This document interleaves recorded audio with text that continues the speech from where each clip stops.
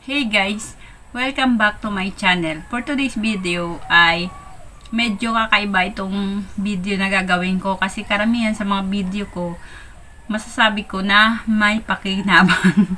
Kumbaga, may mga matututunan kayo tuwing papanoorin nyo kasi sa bagay, siguro kahit paano may matutunan kayo dito at may inspired kayo kung kayo ay halimbawa ay gusto nyo magpakasal or what, or mga in love, ganun talaga.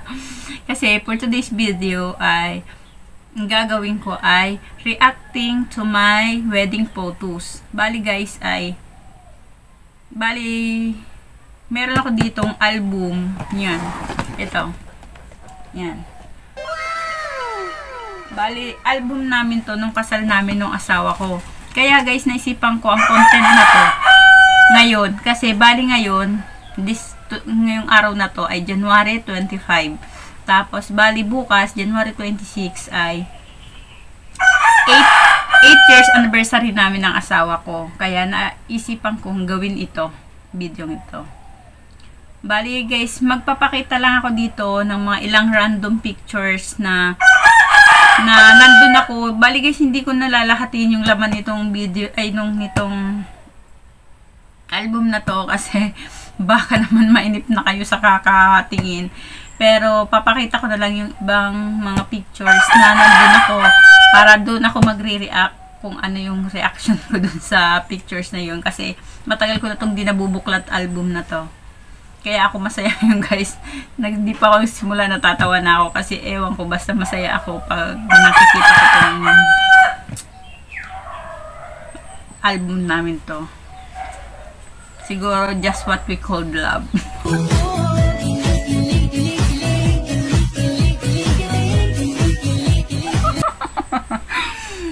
Sige guys. Okay guys, without further ado, let's start. But if I lay down and I play dead and I stay dead, maybe you'll get sick of being the monster out of my head, under my bed. Think you're something out of my nightmares, standing right there. But if I lay down and I play dead and I stay dead, then will you get bored of killing me? Silhouettes of you are like a taunt. Never really know just what you want. With you I don't ever feel calm. I can feel the sweat inside my palms. Play with me like cats and a string. You don't understand the pain it brings. Open ko na siya.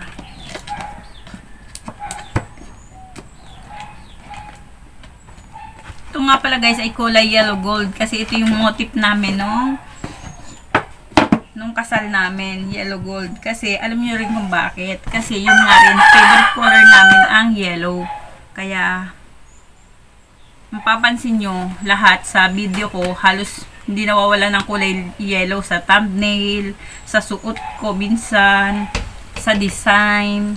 Kasi favorite color ko ngayon. Kaya okay, pakita na natin ang first pictures. Ayan. Ito ang itsura namin guys. Yan. Diba? Yung itsura namin. Ang taba-taba ko pa. Sa bagay ngayon mataba din ako.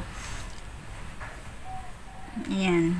Bata pa ako dito guys. Bale, lang ako. Nung ikinasal ako ay 27 years old ako. Tapos yung asawa ko ay bale 26 years old. Mas matanda ako sa kanya ng isang taon. Ako 1986, siya 1987. Pero guys, bago kami kinasal, kami ay 6 years nang mag-boyfriend-girlfriend. Ayan, next picture is sabitan. Uso to dito sa probinsya, yung kapag kinakasal, nagsasabitan nagsasabitan yung mga kamag-anak tsaka yung mga bisita. Ang alam ko guys, kapag sa side ng babae, sa lalaki siya sasabit. Tapos pag sa side ng babae, sa lalaki siya sasabit. Tapos pag sa babae, pag sa lalaki, kamag-anak ng sa side ng lalaki, sa babae sasabit. Pag sa side ng babae, sa lalaki naman sasabit. Kaya yan.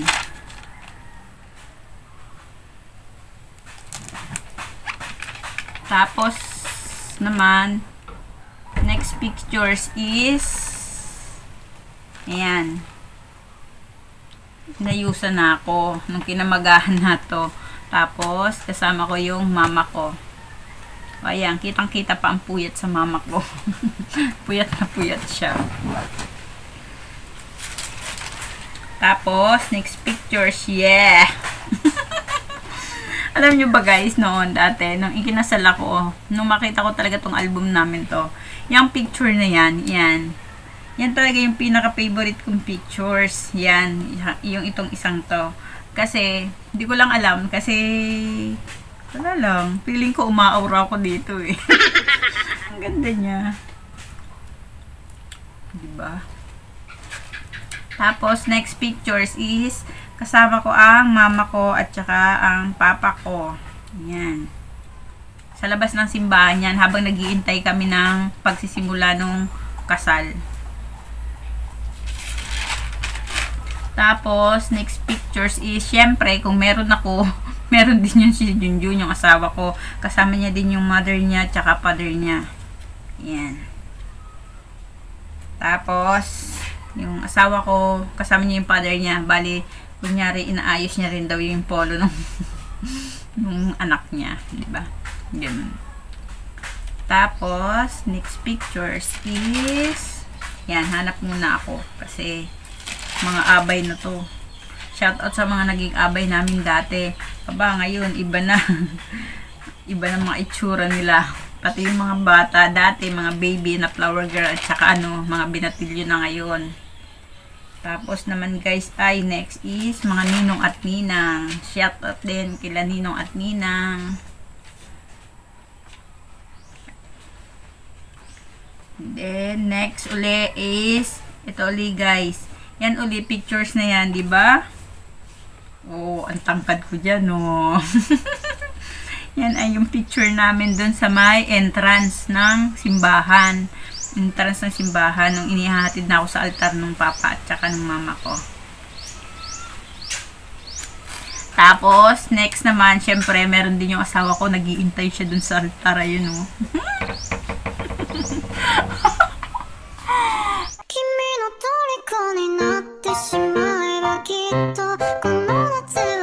Ay, Diyos ko po.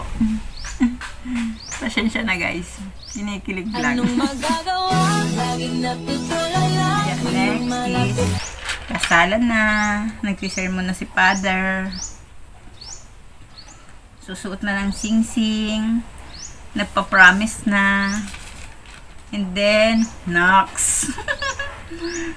Yan, kiss.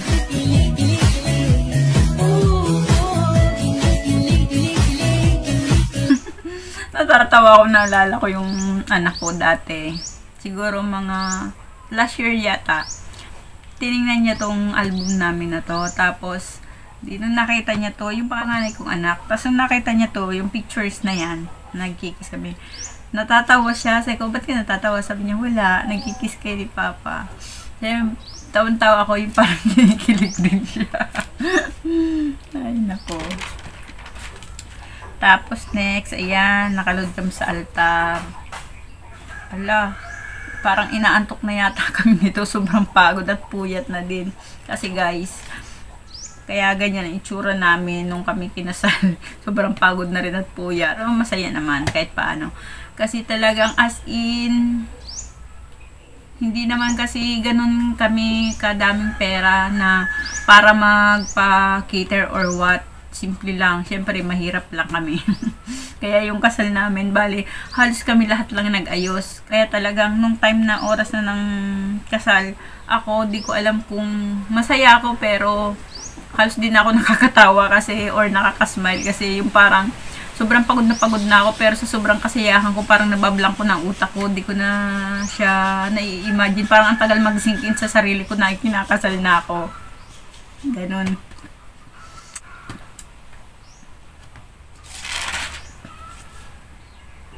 Tapos, ayan. Ayan, pirmahan na ni Father. Pirma na si Father. Sumasang-ayon siya sa aming kasal. Pumapayag na siya. Tapos, Pirma na rin ako. Pirma na rin si Junjun. Ayan. Ihip na lang. Pirma na yung, pipirma na rin yung mga ninong at ninang. Ayan. Laktawan na natin para hindi na masyadong mahaba. Tapos next is, pumirma na kami. Ayan o, napirma na kami ng marriage contract namin. Tapos, teren! You may kiss the bride. Ay, you may kiss the bride. Kiss na ulit. Kasi tapos na, mag-asawa na rin kami. Mr. and Mrs. Pulido. And then next, picture taking na. Ayan, yung picture namin na kasama yung mga ninong at ninang namin. Tapos, picture namin na kasama yung mga abay. Tapos next is picture namin na kasama yung mga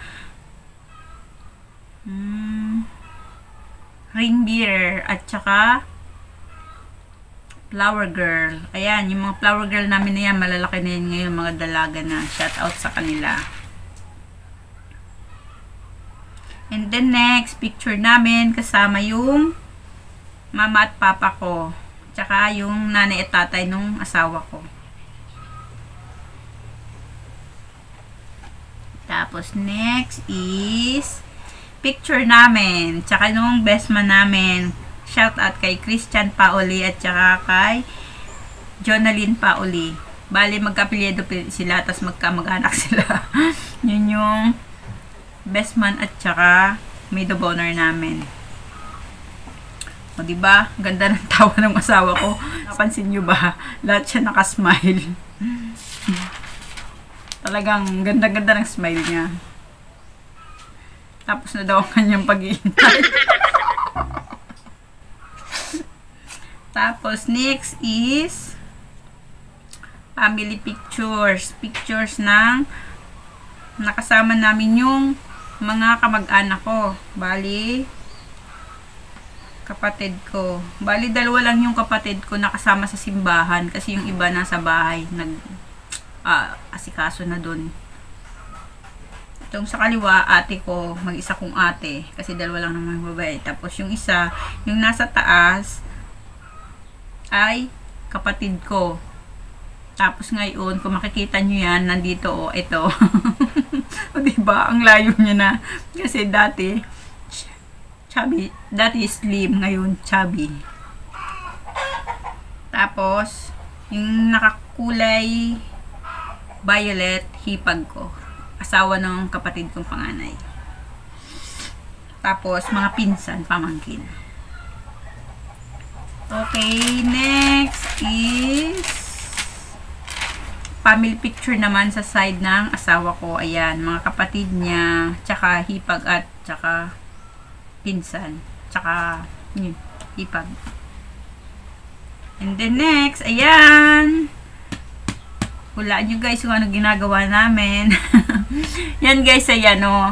Yung sa entrance nung reception namin, bali, nung pagdating namin, sinabugan kami ng mga petals, tapos merong bigas yata yun guys, tsaka barya. Tapos pupulutin daw namin yun.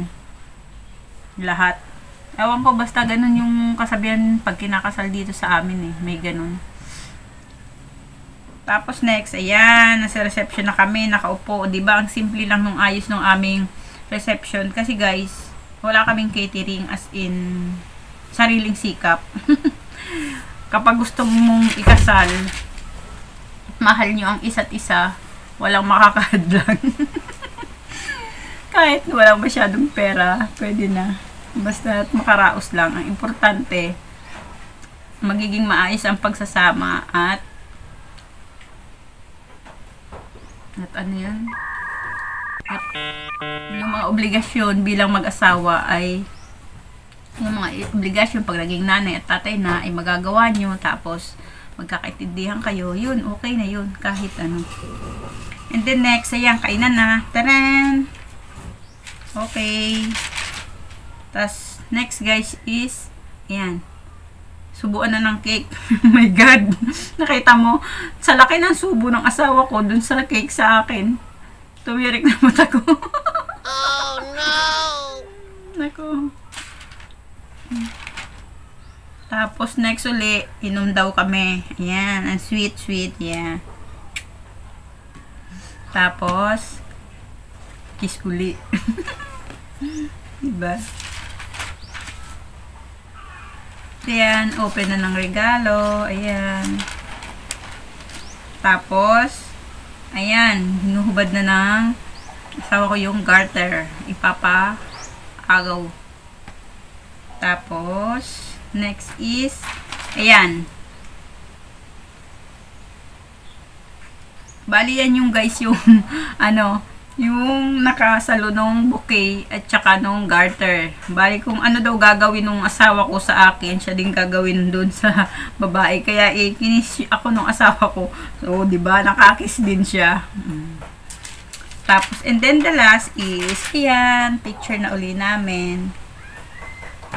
Okay guys, that's all. Sana nag-enjoy kayo at natuwa din naman kayo kahit paano na makita yung mga picture namin nung kasal namin. At basta guys, masaya ako. Masaya akong alalahanin yung araw na yun, na bukas, bali 8 years na kami. Pero guys, hindi kami yung mag-asawa na super sweet or makikitaan mo ng mga sweetness kasi kahit bukas, anniversary namin, hindi ko alam kung anong mangyayari or kung mayroon kaming pakana or celebration. Kasi hindi naman talaga kami ganun yung pala celebrate ng mga okasyon. Okay lang kami, masaya na kaming ganun. Hindi naman kasi importante ang handa eh. Diba? At least, basta hanggang ngayon, matatag pa rin kami.